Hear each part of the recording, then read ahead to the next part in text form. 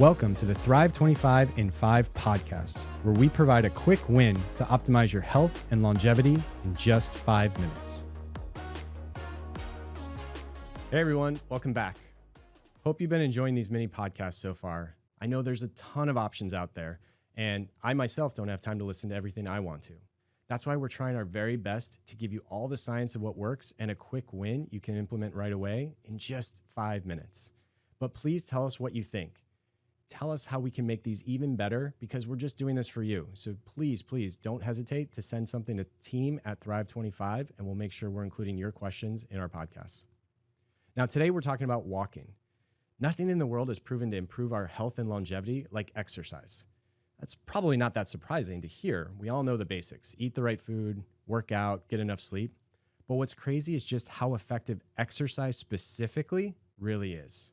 Just going from the bottom quartile, that is the people with the lowest 25% when it comes to their fitness level, up to that next quartile, people that are like about 50th percentile, still below average, this alone will increase your health span 6 to 8 years. That's another 8 potential years of living without a chronic disease, or your health getting in the way of living how you want to live and doing what you want to do. And the simplest form of exercise is simply walking. We were built to walk. Humans are one of the few animal species that evolved to move on 2 legs. It's actually this evolution that allowed us to traverse the entire world.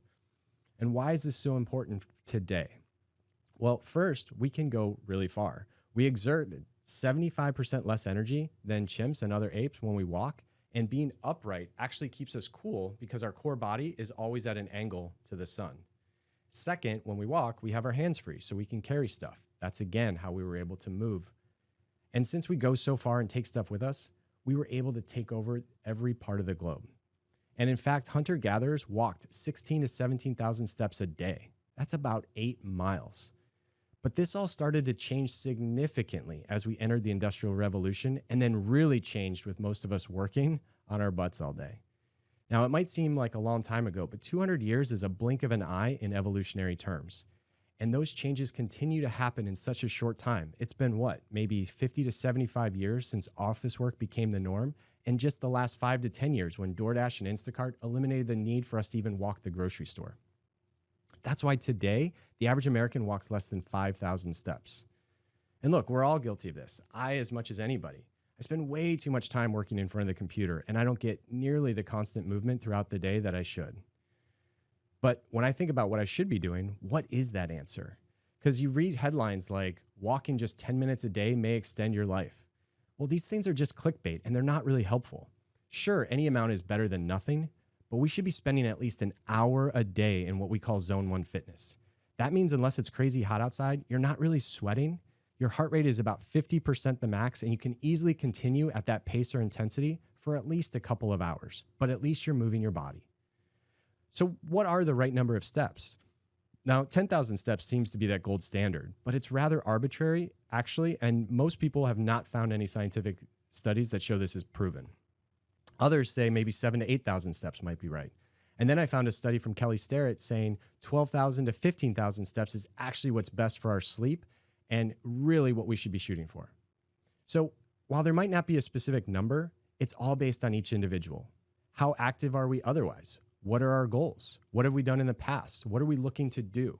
That should inform how much we should be walking.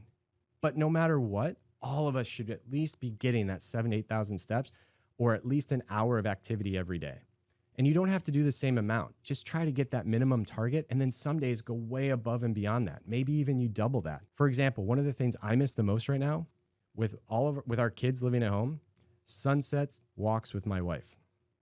So last weekend, my in-laws took the kids, and we were able to go for a walk. And we kept going and going until finally we walked all the way to downtown, 5 miles away, and ended up at a great spot for dinner. I ended that day at 20,000 steps, and I felt amazing. And I can attest that it was great for my sleep, getting that much walking, and not just because the kids were away. But even on the days we have the kids or responsibilities, don't let it get in the way. Don't let work be a problem. Schedule a Zoom call during a walk. Don't let kids be a problem. Bring them with you. Don't let errands get in the way. You can walk to the store.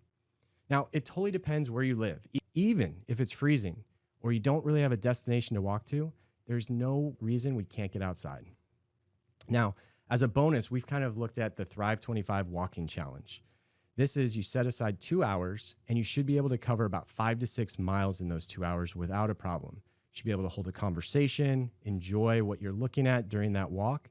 That's really the minimum fitness level all of us should be shooting for. So that's all we have for today. Thanks so much to everyone for listening. Have an awesome day. We'll see you back here on Wednesday.